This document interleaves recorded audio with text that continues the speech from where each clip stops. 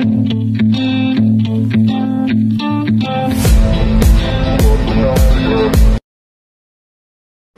this is Django Lloyd. What's up everyone? Sana iligtas kayo sa lahat ng parte ng mundo, lalo na dito sa ating mga kababayan dito sa Pilipinas. What's up everyone? Kamusta na kayo? If you notice guys, napapansin nyo ba? I have a, new haircut. Matagal na ako nagpapakalbo, so para may iba naman. So baka manibago kayo. Ito ang aking new hairdo. Siguro na-miss ko yung kalbo.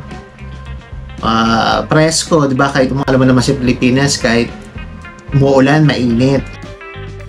So, yun lang naman. And if you notice, at my back, ito na yung aking studio. Bago new studio natin. Bejo Alonso. The best ka! Gago! This is another content. Medyo nalilate na naman tayo. Gusto ko lang mag-update. Makahabol muna dito. And gusto ko muna ng disclosure.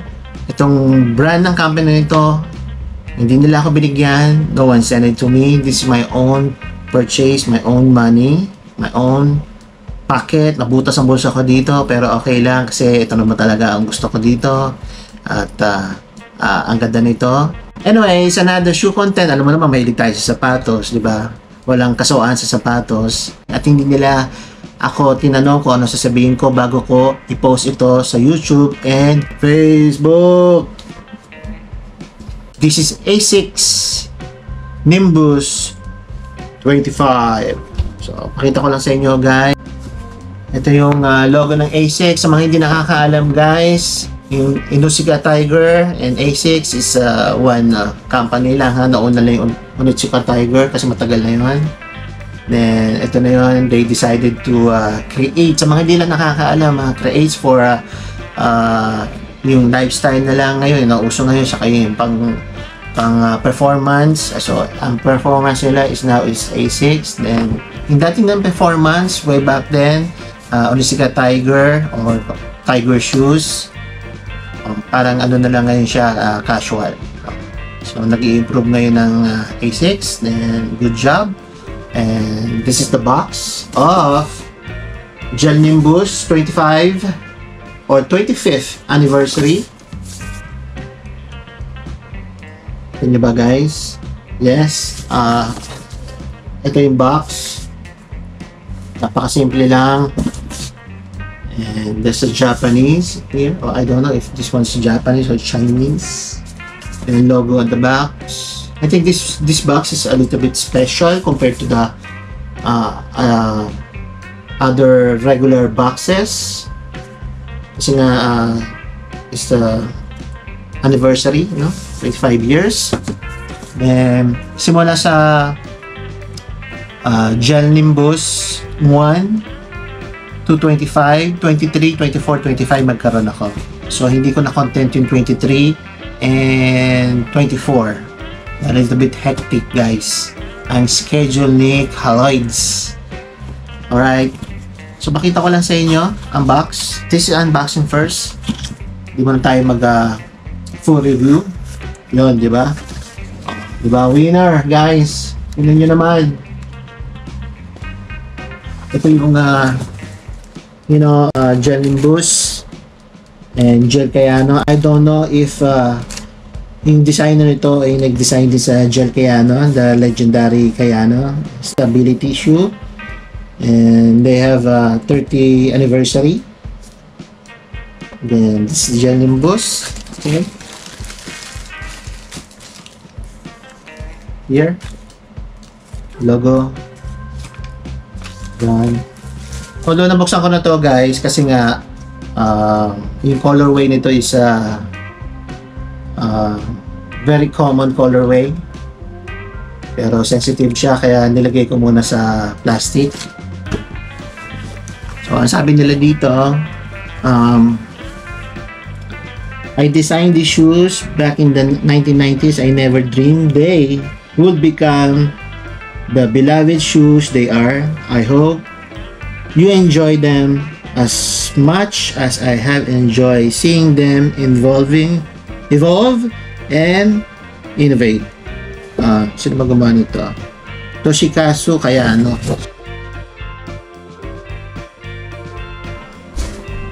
Ayan. Pakita ko lang muna guys, saglit, no? Yan. Actually, boy pa ang designer nito. Nire-search ko sa YouTube. So, ayun nga, very, siya, humble and napakasimple na hapon. Nag-design itong Kayano. And I don't know if this one also, the Gel Nimbus.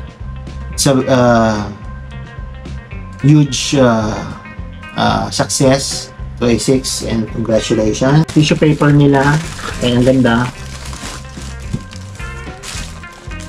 Okay.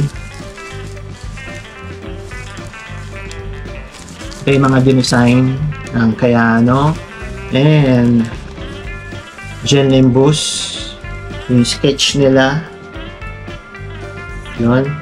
So alright guys, this is the Gel Nimbus. Kaya nga nasabi ko nga kanina binalutan ko muna ng plastic kasi nga it's a white. And if you notice anong nila, di ba anniversary nito, pahulaan ko lang sa inyo saglit kasi napansin ko nung binabalutan ko siya ng plastic, parang di ba anniversary nga, para may may kaalaman o ugnay sa bansa nila. Tingnan nyo ang colorway. So this is my own opinion lang ha. Okay, kung hindi nyo consider it na the flag of the Japan, no? So white and red, then anniversary, then silver, and this, it's a huge change about the previous model from Gel Nimbus 1 to 24. Talaga nag-evolve siya, and especially to me, I love Stack High, and pakita ko lang naman sa inyo sa mga hindi pa nakakaalam and fanatic ng A6 and running. And ulitin ko lang sa inyo guys, sa mga nakakapanood ng content ko, mahilig talaga ako sa basketball shoe, but now I'm switch on to running. Kasi, di ba, ang sarap ng feeling. Hindi mo na kailangan ng bola, kailangan mo na sa pair of shoe and leggings or short, then you can run. So, kalaban mo lang dito sa sarili mo. So, although nagra-run naman ako before, yun, binalik ko lang. And at the same time, sound mind, sound body, sinabi nga ng A6, nakaka-cleansing siya ng toxic sa atin, di ba? Yung mga kinakain natin. Or kung medyo stress tayo sa buhay, sa trabaho, okay, nakaka-relax naman talaga. Nakakatulong siya. Then ito, pakita ko lang yung upper.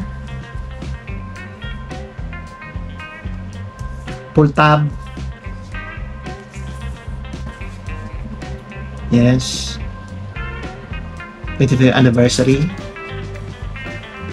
And Gel Nimbus.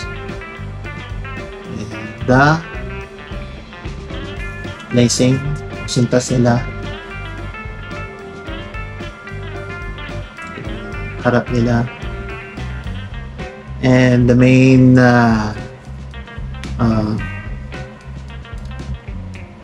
controversy dito sa sapatos kasi pinalitan nila yung midsole and wala na siyang gel outside, sa loob na lang. Discuss natin next time.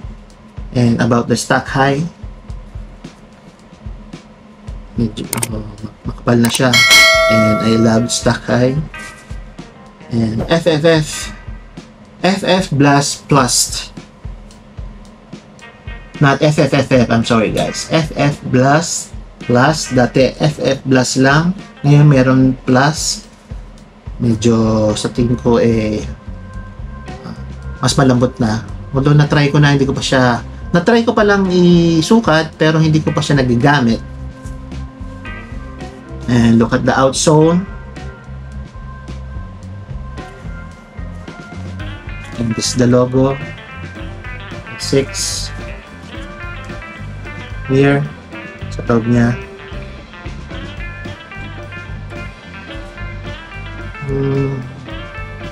Okay, I will try my best na i-deliver sa inyo na maayos itong full review sa susunod kong post. Then watch out. I love it compared to the 1 and to 24. Kasi nga, sabihin ko na lang next time. Yung tinry ko to, it's a wow. Pero syempre, medyo makapal nga yung stock high. Hindi ko lang alam kung pwede siya ng 42 kilometers, full marathon or half marathon, or it's a daily trainer. Kasi nakatakbo na rin ako ng 25 kilometers. But guys, I'm not elite runner. Nag-i-elite-elitan lang. Joke lang guys, I'm not elite runner. I love shoes and I love running. Hindi ako tumitingin sa pace ko. Kailangan improve ko yung bilis ng takbo ko. Basta ang importante sa akin, sound mind, sound body. Sabi nga ng A6, matapos ko yung race, nothing happened to me. And thank you God, thank you Lord, na wala nangyari sa atin. And syempre yung sapatos na magdadala, parang, diba, parang kotse lang, diba? Maraming klaseng kotse, may mahal, may mura. Siyempre, kaya mahal, maraming dinagdag doon, high-tech, etc. etc. Kasi yun ang nagdadala sa atin. So, ganun din sa sapatos. Marami na ako na-try na sapatos na running shoe. Some comfy, but meron ding hindi. O meron naman din na hindi sa akin, comfy sa inyo, hindi sa akin. So, yun lang naman. So, yun lang po. At maraming salamat. And salamat sa support. Sa mga hindi pa nag-subscribe guys, please do like, share, subscribe to my YouTube channel para lagi kayong update guys. Hanggang dito na lang guys pero may kasabihan na pag may gusto, may paraan, pag ayaw, maraming dahilan. So maraming po salamat. See you next time.